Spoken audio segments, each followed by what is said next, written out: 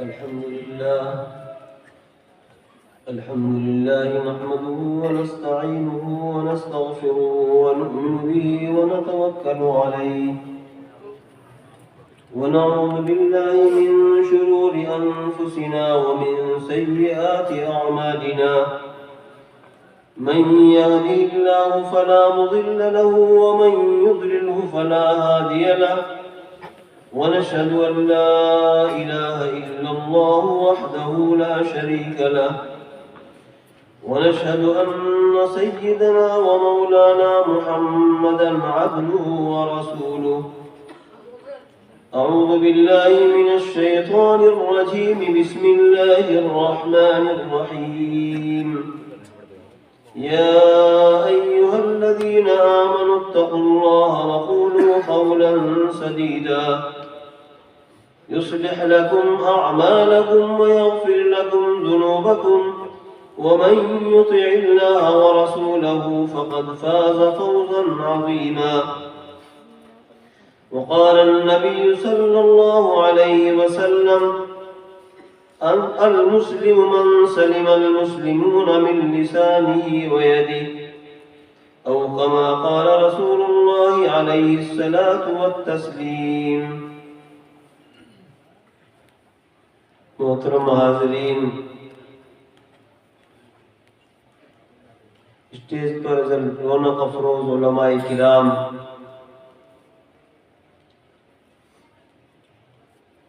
Programme جو ہمارے بہت عزیز حضرت مولانا محمد عبداللہ صاحب محتم جامعہ اعظم نے بڑی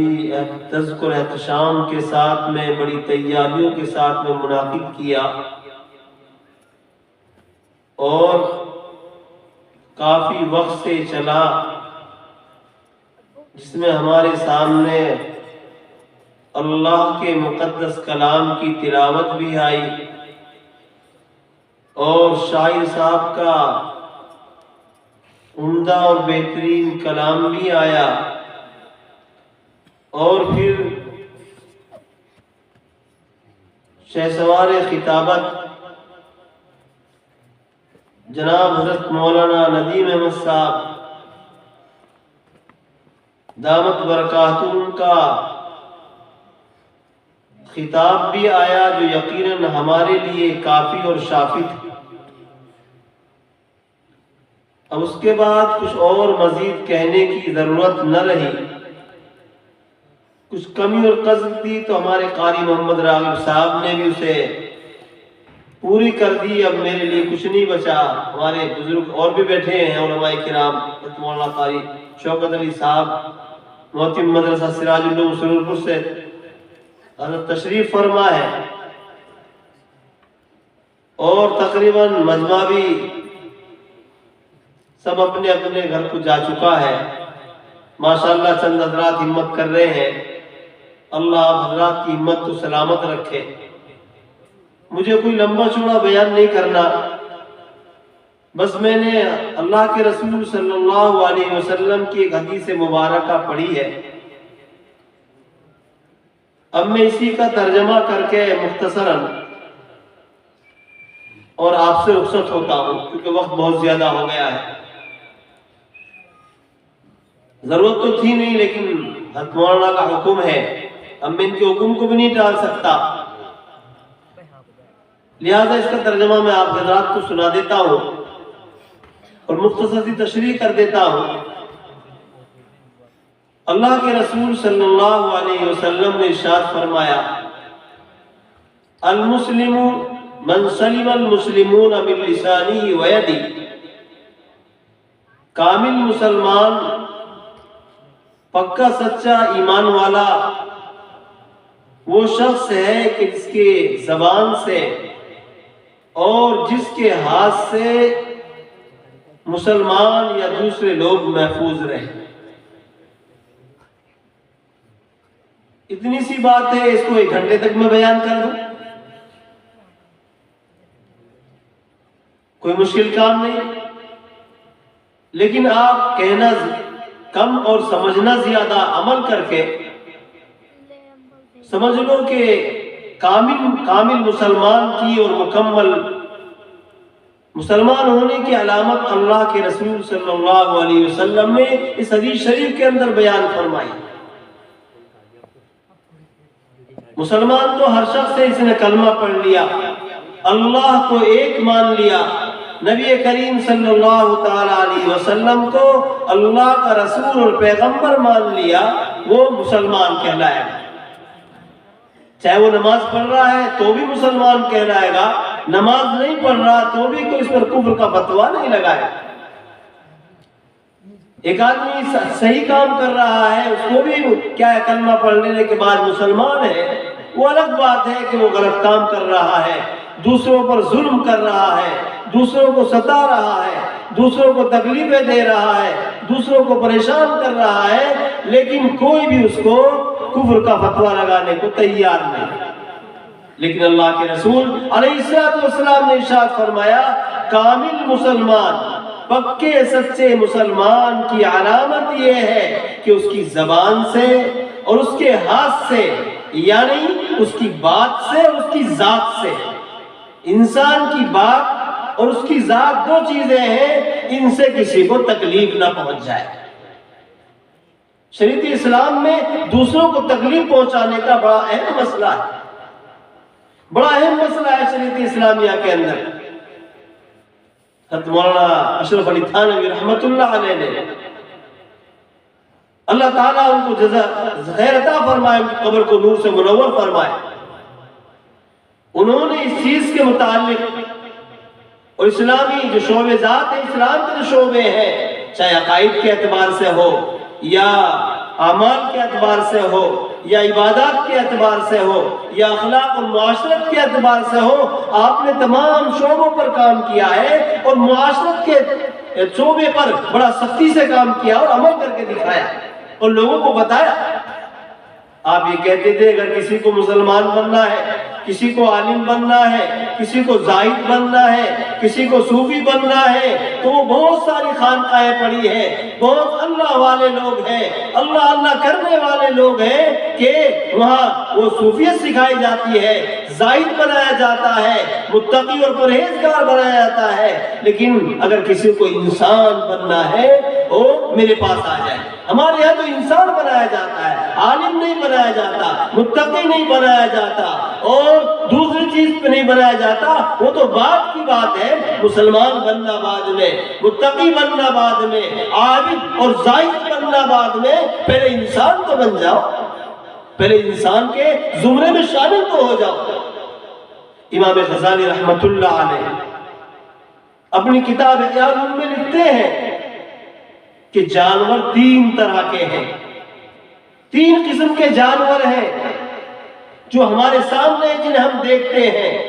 جن سے نفع نقصان اٹھاتے ہیں، وہ جانور تین قسم کے ہیں۔ نمبر ایک وہ جانور جن سے انسانوں کو فائدہ ہوتا ہے،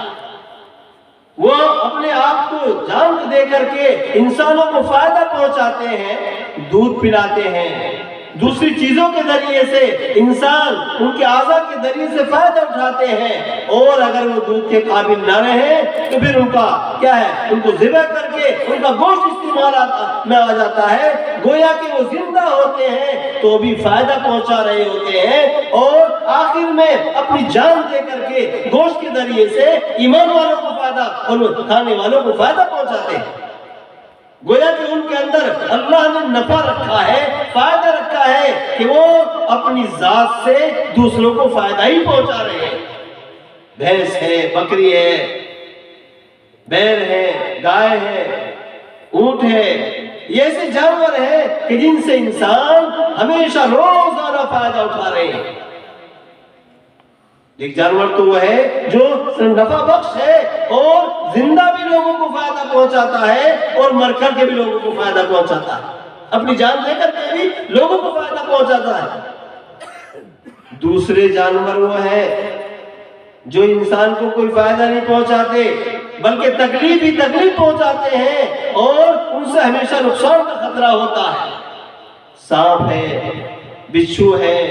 شیر ہے، بھیڑیا ہے، اگر آپ کو جنگل میں کہیں مل گیا تو بہت ممکن ہے کہ آپ کے اوپر حملہ کر دے گا۔ سانپ مل گیا آپ کو ڈنک مارے گا، بچھو مل گیا آپ کو ڈنک مارے گا، شیر مل گیا آپ پر حملہ کرے گا، بھیڑیا مل گیا آپ پر حملہ کرے گا، تیندوا مل گیا آپ پر حملہ کرے گا۔ تو یہ وہ جانور ہیں جو انسان کو اور دوسروں کو تکلیف پہنچاتے ہیں، ان سے کوئی فائدہ نہیں اٹھاتا۔ تیسرا قسم کا جانور وہ ہے جو نہ جن سے زیادہ نہ کوئی فائدہ پہنچتا ہے اور نہ کوئی نقصان پہنچتا ہے، وہ جسے لومڑی ہے، گیدڑ وغیرہ ہے، زیادہ عموماً ان سے نقصان نہیں ہوتا ہے اور نہ ہی کوئی فائدہ پہنچاتے۔ تو یہ تین قسم کے جانور اللہ تبارک و تعالیٰ اس دنیا کے اندر پیدا فرمائے۔ ان تین قسمیں بتلا کر کے امام غزالی رحمت اللہ علیہ آگے انسان کو مخاطب کرتے ہیں، او انسان، دنیا میں تین قسم کے جانور ہیں۔ ایک جانور تو وہ جو لوگوں کو ہمیشہ فائدہ پہنچاتے ہیں، زندہ ہیں تو ان سے لوگ فائدہ اٹھا رہے ہیں، اور جب اپنی جان دیتے ہیں تو بھی وہ نفع بخش ہوتے ہیں، اور وہ اپنے جسم کو انسانوں کے حوالے کر دیتے ہیں، کھا کر کے انسان اس کو ہضم کر دیتا ہے تو بھی فائدے مند ہے۔ اور دوسرا جانور وہ ہے جو کیا ہے، نقصان ہی نقصان پہنچاتا ہے، تکلیف ہی تکلیف دیتا ہے، اور اس کے ملنے سے، اس کی ملاقات سے انسانوں کو تکلیف ہی تکلیف پہنچتی ہے۔ دوسرے جانور وہ ہیں، اور تیسرے وہ ہیں جو نفع کے نقصان کے۔ امام غزالی رحمت اللہ علیہ مخاطب کرتے ہیں، وہ انسان کم سے کم کیا ہے، یا تو وہ جانور بن جا، وہ جانور بن جا جو لوگوں کو فائدہ ہے، اس لسٹ میں کم سے کم اس فہرست میں اپنا نام لکھوا دو کہ جو لوگوں کو فائدہ پہنچاتے ہیں۔ اور اگر اتنا بھی تم سے نہ ہو سکتا کہ تم لوگوں کے لیے نفع بخش بنو، لوگوں کے لیے فائدے مند بنو، لوگوں کے ساتھ ہمدردیاں کرو، لوگوں کے کام بناؤ، لوگوں کی بگڑی میں کام آؤ، لوگوں کی پریشانیوں میں، مصیبتوں میں ان کا تعاون کرو، اور ان کے ساتھ ہمدردی کا معاملہ کرو، ضرورت حاجت ہو ان کی حاجت کو پوری کرو، ان کی کوئی ضرورت ہو اس ضرورت کے اندر مدد کرو۔ اگر تم اتنا نہیں کر سکتے تو کم سے کم تیسری قسم کا وہ جانور جو نہ نفع پہنچاتا ہے نہ نقصان پہنچاتا ہے، تو کم سے کم اس والی فہرست میں اپنے آپ کو شامل کر لو۔ اگر انسان نے اس والی فہرست میں بھی اپنے آپ کو شامل کر لیا جو کیا ہے، نہ کسی کو نفع پہنچاتا نہ نقصان پہنچاتا ہے، تو بھی غنیمت ہے۔ تو کم سے کم اسی لسٹ میں ہم اپنے آپ کو داخل کر لیں۔ یہ جانور بننے کی یہ فہرست شامل کرنے کے بعد تب کہیں جا کر کے آگے انسان کا نمبر تو بہت اعلیٰ درجے کا آتا ہے۔ تو امام غزالی رحمت اللہ علیہ فرماتے ہیں کہ اگر کسی کو فائدہ بھی نہیں پہنچا سکتے ہو تو کسی کو تکلیف بھی مت پہنچاؤ، اس لیے کہ کامل مسلمان کی علامت اللہ کے رسول صلی اللہ تعالی علیہ وسلم نے فرمایا، المسلم من سلم المسلمون، کامل مسلمان وہی ہے جس کے ہاتھ سے اور جس کے بات سے یا جس کی ذات سے کسی کو تکلیف نہ پہنچے، اپنی ذات سے بھی اپنی بات سے بھی کسی کو تکلیف نہ پہنچاؤ۔ اسلام میں اس کی بڑی اہمیت ہے۔ ایک مسئلہ مثال دے کر کے میں آپ کو سمجھاتا ہوں۔ نماز اللہ کا اہم فریضہ، 5 وقت میں اللہ رب العزت نے ہر مسلمان عاقل بالغ کے اوپر نماز کو فرض کیا، اور نماز کے فرض کے بعد میں جو بالغ مرد ہیں ان کے لیے جماعت کو بھی ضروری قرار دیا ہے۔ کم سے کم ہمارے نزدیک سنت مؤکدہ ہے، سنت مؤکدہ ہے، یعنی بلا عذر کے اگر چھوڑے گا جماعت کو تو تکلیف کیا ہوگا، گنہگار ہوگا، اللہ کے ہاں وہ کیا ہوگا، پکڑ کا مستحق ہوگا کہ کوئی عذر بھی نہیں تھا اس کے باوجود جماعت چھوڑ رہا ہے۔ اللہ کے رسول صلی اللہ تعالی علیہ وسلم نے ایک موقع سے ارشاد فرمایا کہ میرا جی چاہتا ہے کہ کسی دن لوگوں سے کہوں کہ جماعت شروع کرو، کسی کو امام بنا دوں، لوگ نماز پڑھنے شروع کریں،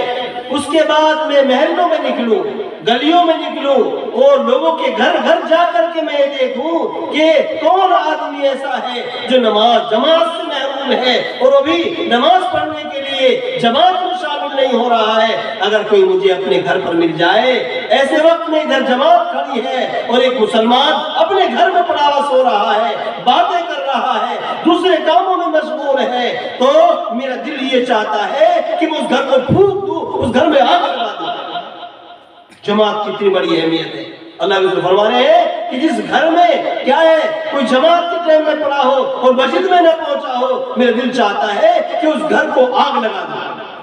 پیارے آقا جو مہربان ہیں، رؤوف ہیں، رحیم ہیں، اللہ نے آپ کے اندر شفقت بھر رکھی ہے، رحمت للعالمین ہے، لیکن اس کے باوجود آپ کو اتنا غصہ ہے، اتنی ناراضگی ہے جماعت چھوڑنے والے پر نہیں، صرف جماعت چھوڑنے والے پر سے آپ اتنے ناراض ہیں، اتنا تکلیف پہنچ رہی ہے آپ کو، آپ کہہ رہے ہیں کہ میرا دل چاہتا ہے کہ جو جماعت میں شامل نہیں ہوتا ہے، اپنے گھر میں موجود ہے اور جماعت میں نہیں آ رہا ہے، اس کے گھر کو آگ لگا دو۔ یہ اہمیت ہے جماعت نماز کی اور جماعت کی، لیکن اس کے باوجود فقہاء نے مسئلہ لکھا ہے، غور سے سنیں، تقیضۂ مسلم سے متعلق مسئلہ لکھا ہے، ایک آدمی ایسا بیمار ہے، پریشان حال ہے اور ایسی بیماری لگی ہوئی ہے اس کو کہ اگر وہ لوگوں کے مجمع میں آتا ہے، سب آدمیوں میں شریک ہوتا ہے، تو ایسی زخم کی بیماری ہے یا ایسی گھن کی بیماری ہے کہ لوگ اس میں سے بدبو آ رہی ہے، لوگوں کو تکلیف پہنچ رہی ہے، پریشانی ہو رہی ہے، اس کے آنے کی وجہ سے لوگ تنگ ہیں اور بدبو کی وجہ سے پریشان ہو رہے ہیں، اس کی بیماری کی وجہ سے سب کو کیا ہے ایذا پہنچ رہی ہے، تو فقہاء نے مسئلہ لکھا ہے ایسے آدمی کو جماعت کے ساتھ نماز پڑھنا ممنوع ہے، ناجائز ہے، وہ اپنے گھر میں نماز پڑھے۔ ایذا کتنا بچایا کہ اللہ تبارک و تعالیٰ نے اسلام نے دوسروں کی ایذا سے کہ اگر ایک آدمی بدبودار ہے، ایسی بیماری میں مبتلا ہے، تو اس بیماری کی وجہ سے دوسرے لوگ پریشان ہیں مسجد میں جانے، وہ اس کی جان جا کر کے، تو جماعت کی نماز نہ پڑھے، وہ اپنے گھر میں نماز پڑھے، مسجد میں جانا اس کے لیے جماعت میں شامل ہونا ضروری نہیں بلکہ ناجائز اور حرام ہے۔ کیوں؟ لوگوں کو تکلیف ہوگی۔ حجر اسود کتنا اونچا مقام رکھتا ہے، فرمایا حجر اسود کا بوسہ دینا اتنا اونچا مقام رکھتا ہے کہ جیسے اللہ سے مصافحہ کرنا۔ جو آدمی حجر اسود کا بوسہ لیتا ہے اس کے سارے گناہ معاف جھڑ جاتے ہیں، اور اللہ کے رسول صلی اللہ علیہ وسلم نے اس کو بوسہ دیا ہے، یا صحابہ کرام رضوان اللہ تعالیٰ علیہ مجمعین نے اس حجر اسود کو بوسہ دیا ہے۔ لیکن سن لو میرے محترم بزرگوں، للیانے والوں، کہ ایذائے مسلم کتنی غلط چیز ہے اور شریعت میں کتنا اس سے روکا گیا ہے۔ ایک آدمی حج کے لیے گیا ہوا ہے، عمرے کے لیے گیا ہوا ہے، اللہ کے گھر کا طواف کر رہا ہے، اللہ کے گھر میں رو کر کے دعائیں کر رہا ہے، اور حجر اسود کے جب قریب پہنچتا ہے تو مسئلہ یہ ہے کہ اس کا بوسہ لیا جائے، لیکن بوسہ لینے کے لیے کہا کہ کسی کا دھکا مکا نہ ہو، کسی کو تک کے اوپر چڑھ کر کے نہ ہو، تکلیف دے کر کے نہ ہو، اگر بشرط سہولت اس کا بوسہ لیا جا سکتا ہے تو بوسہ لے، ورنہ تو کسی کو دھکا دھکیل کر کے ایذا پہنچا کر کے اگر بوسہ لیتا ہے وہ ثواب کا مستحق نہیں ہوگا بلکہ گنہگار ہوگا کہ تم نے دوسروں کو تکلیف پہنچائی اللہ کے گھر میں آنے کے باوجود۔ حجر اسود کا بوسہ اس وقت میں کیا ہے جائز ثواب ہے اور لینا چاہیے، بلکہ حکم دے دیا گیا اگر بھیڑ زیادہ ہے آپ وہاں تک نہیں پہنچ سکتے، دھکا مکا کرنے کی ضرورت نہیں ہے، ایک کو ادھر پھینک دوسرے کو ادھر پھینک، یہ کرنے کی ضرورت نہیں ہے، بلکہ دور سے ہی ہاتھ اٹھا دے، یہی طرح استلام ہو جائے گا، یہی حجر اسود کا بوسہ ہو جائے گا، تجھے پورا سلام مل جائے گا۔ اگر تو کسی کو آگے بڑھے گا اور لوگوں کو چیرتا ہوا، ادھر کو دھکیلتا ہوا ادھر کو دھکیلتا ہوا حجر اسود پر پہنچ گیا اور تو نے بوسہ لے لیا، کوئی کمال نہیں کیا، گناہ کا کام کیا۔ اس لیے مسلمانوں اپنی زبانوں کو کنٹرول میں کرو۔ آج ہمارا حال یہ ہے نہ جانے اپنی زبان سے کچھ بھی کسی کو بک دیتے ہیں، کہہ دیتے ہیں، جو آیا زبان میں کسی کو بک دیا، جو عمل کے ذریعے سے جس کو چاہے تکلیف پہنچا دی۔ یاد رکھو ایذائے مسلم حرام ہے، حرام ہے، اللہ تعالیٰ اس کو سخت پکڑ کرے گا۔ کسی کی غیبت کر دی، کسی کو تانا دے دیا، کسی کی چغلی کر دی، کسی کو دوسرے ذریعے سے کیا ہے ستا دیا، تو اللہ تعالیٰ کی یہاں گرفت ہوگی۔ جب تک اللہ بھی اس گناہ کو معاف نہیں کرے گا، جب تک وہ بندہ جس کی آپ نے غیبت کی ہے، چغلی کی ہے، ستایا ہے، اپنی زبان کے ذریعے سے اسے تکلیف پہنچائی ہے، اللہ بھی اس کو معاف نہیں کرے گا جب تک کہ وہ خود معاف نہ کر دے جس کو آپ نے تکلیف پہنچائی۔ یہ حقوق العباد میں سے ہے۔ اسی لیے اللہ تعالیٰ کی میں نے آیت پڑھی تھی، یا ایھا الذین آمنوا اتقوا اللہ، بات لمبی ہو جائے گی، کافی دیر ہو گئی۔ یا ایھا الذین آمنوا اتقوا اللہ، اے ایمان والو اللہ سے ڈرو، اللہ سے ڈرو، خوف خدا پیدا کرو، اللہ کے جو احکامات ہیں ان کو پابندی سے کرو، اور اللہ کے جو منہیات ہیں ان سے اپنے آپ کو بچاؤ۔ تفسیر کروں گا تو بات دور چلی جائے گی۔ اس میں اللہ نے تقوی اور پرہیزگاری کا حکم دیا ہے، اس لیے کہ تقوی کے ذریعے سے انسان بنتا ہے۔ تقوی آ گیا، پرہیزگاری آ گئی، خوف خدا آ گیا، اللہ کا ڈر آ گیا، تو اندھیرے میں ہو، جانے میں ہو، اکیلے میں ہو، جنگل میں ہو، گھر ہو، سفر میں ہو، حضر میں ہو، جب خوف خدا ہوگا تو وہ کسی کو تکلیف نہیں پہنچائے گا، سزائے گا نہیں، اللہ کی نافرمانی نہیں کرے گا۔ فرمایا تقوی کیسے حاصل ہوگا؟ اگرچہ قرآن کریم میں بہت ساری مختلف آیات میں مختلف اس کے آسانیت کی تدبیر بتائی ہے، اس آیت کے اندر بھی ایک تدبیر بتلائی ہے، اور فرمایا یا ایھا الذین آمنوا اتقوا اللہ، اے ایمان والو اللہ سے ڈرو، اللہ سے ڈرو، اور کیا کرو؟ وقولوا قولا سدیدا، اور سیدھی بات کہو۔ سیدھی بات کا مطلب بات میں جھوٹ نہ ہو، سیدھی بات کا مطلب بات میں تلخی نہ ہو، کڑوا پن نہ ہو، لہجہ تمہارا غلط نہ ہو، تمہارے بات میں کوئی گھماؤ پھراؤ نہ ہو، ایچ پیچ نہ ہو، بلکہ جو بات ہو سچی ہو، صاف ہو، سیدھی ہو، اچھی ہو، نرم رفتاری کے ساتھ میں ہو، تاکہ دوسرا سننے والا بھی آپ کی زبان سے شیریں محسوس کرے اور اس کو بھی اچھا لگے کہ کہنے والا کیا کہہ رہا ہے۔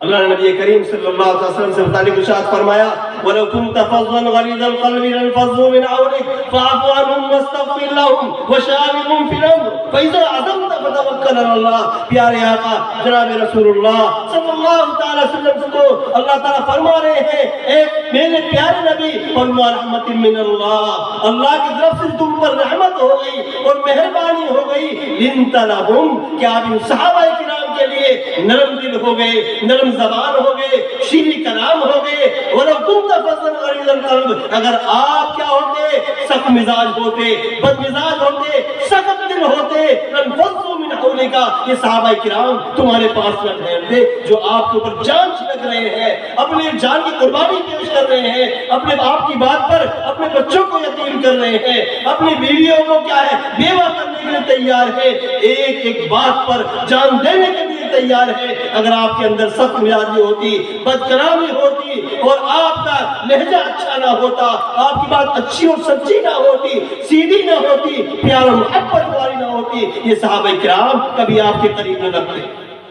آپ کے قریب نہ لگتے، آپ سے دور ہو جاتے، اور پھر یہ آپ کے قریب بھی نہ آتے۔ اس لیے مسلمانوں، جب پیارے آقا کو یہ خطاب کیا گیا کہ اے نبی، آپ ان کے لیے نرم بن گئے، مہربان بن گئے، نرم دل بن گئے، آپ کے اندر یہ خوشخوبی کی بنیاد پر لوگ آپ کے قریب آ رہے ہیں، آپ سے مل رہے ہیں، آپ کے لیے آپ پر ایمان لا رہے ہیں، اور آپ کے لیے جان نشاور کرنے کے لیے تیار ہو رہے ہیں، یہ آپ کے اچھے اخلاق کی، اچھی زبان کی اور آپ کے عمدہ اخلاق کی خوبی کا نتیجہ ہے، ورنہ آپ کی زبان میں سختی ہوتی، یہ کوئی آپ کے پاس میں نہ آتا۔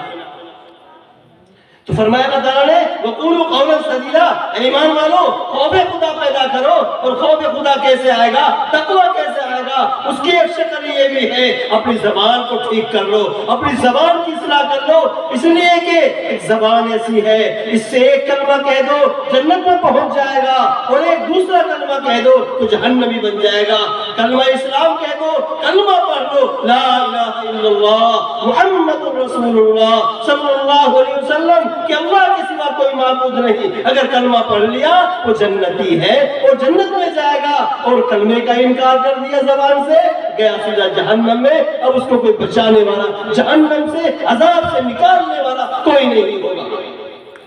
یہ زبان آدمی کو کہاں سے کہاں پہنچا دیتی، اس لیے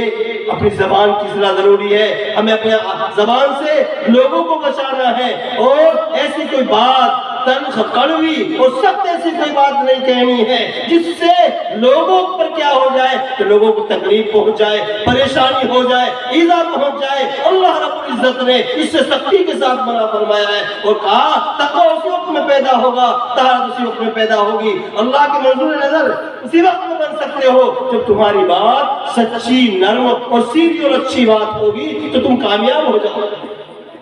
جو انسان اپنی زبان کو سیدھی کر لے گا, اپنی زبان کا غلط استعمال نہیں کرے گا, فضول بکواس نہیں کرے گا, دوسروں کو تکلیف زبان سے نہیں پہنچائے گا, اپنے عمل سے نہیں پہنچائے گا, آگے اللہ تعالیٰ نے اس کے لیے اس آیت کے اندر انعام بیان فرمایا یصلح لکم اعمالکم ویغفر لکم ذنوبکم.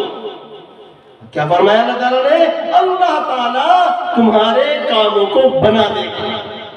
دنیا کاموں کو بنا دے گا. یہ نہیں کہ آخرت کے کام بن جائیں گے, بلکہ جس کی زبان اچھی ہوتی ہے, جو شیریں کلام ہوتا ہے, اللہ تعالیٰ دنیا میں بھی اس کے متعلقین پیدا کر دیتا ہے, اس کے ہمدرد پیدا کر دیتا ہے. اس کی زبان کی شیرینی کی وجہ سے, اس کے اچھے اخلاق کی وجہ سے لوگ اس کے قریب آتے ہیں اور دنیا کے کاموں میں اس کا تعاون کرتے ہیں, مدد کرتے ہیں. تجارت تاجر ہے, اس سے سودا خریدتے ہیں, دوسرا کام کرنے والا ہے, اس کا ہاتھ بٹاتے ہیں اور اس سے تو دور نہیں بھاگتا. اس لیے اس کی دنیا کے بھی کام بن جاتے ہیں, دنیا میں بھی اچھا بڑا انسان کہلاتا ہے اور آخرت کے اعتبار سے بھی وہ بڑا اور اچھا انسان ہوگا. اللہ دنیا بھی بنا دے گا اس کی, اللہ اس کا دین بھی بنا دے گا, آخرت میں بھی اس کو کامیاب کر دے گا. اور فرمایا یغفر لکم ذنوبکم. انسان ہے, اگر اس سے کوئی غلطی ہو جاتی ہے اور اس سے کوئی چوک ہو جاتی ہے اور گناہ یا کوئی خطا اس سے سرزد ہو جاتی ہے, اللہ فرماتے ہیں اللہ تعالیٰ اس کے گناہوں کو بخش دے گا. کب جو اپنی زبان کو سچی کر لے گا, یہ دوسرے کو ایذا پہنچانے سے اپنے آپ کو بچا لے گا, تو اللہ کیا کرے گا؟ اللہ اس کی دین دنیا کے کام بنا دے گا اور وَيَغْفِرْ لَكُمْ ذُنُوبَكُمْ, اس کے گناہ بھی معاف کر دے گا. إِنَّهُ كَانَ فَوْزًا عَظِيمًا. اور اس سے بڑی کامیابی کو کیا چاہیے آپ؟ یہ بہت بڑی کامیابی ہے, جس کی دنیا بھی بن گئی, جس کا دین بھی بن گیا, اور یہ اسی وقت بھی بنے گا تقویٰ طہارت آ جائے اور ہماری زبان سیدھی اور سچی ہو جائے, دوسروں کو ڈنک نہ مارتے پھرے, تکلیف نہ پہنچاتے پھرے ہم, اور کسی کو ایذا نہ پہنچائے. یہ میری مختصر سی نصیحت تھی. اس لیے سبھی حضرات سے میری گزارش ہے, جہاں تک بھی میری آواز پہنچ رہی ہوگی, کہ آپ سبھی حضرات یہ ارادہ کریں, عزم کریں کہ ہم پکے سچے مسلمان بنیں گے. اللہ کے رسول صلی اللہ تعالی وسلم نے اس پکے مسلمان کی ہمیں علامت بتلائی ہے. کیا؟ مسلمان وہ ہے جس کی زبان سے اور جس کے ہاتھ سے, جس کی بات سے اور جس کی ذات سے کسی کو تکلیف نہ پہنچے, وہ پکا سچا مسلمان ہے. آپ بھی ارادہ کریں, عزم کریں کہ انشاءاللہ آج کے بعد ہم اپنی زبان سے بھی اور اپنی بات سے بھی اور اپنی ذات سے بھی کسی کو تکلیف نہیں پہنچائیں گے. بس یہی میری آپ کی گزارش ہے. اللہ سے دعا کیجئے اللہ مجھے بھی آپ کو عمل کی توفیق عطا فرمائے. وآخر دعوانا الحمدللہ.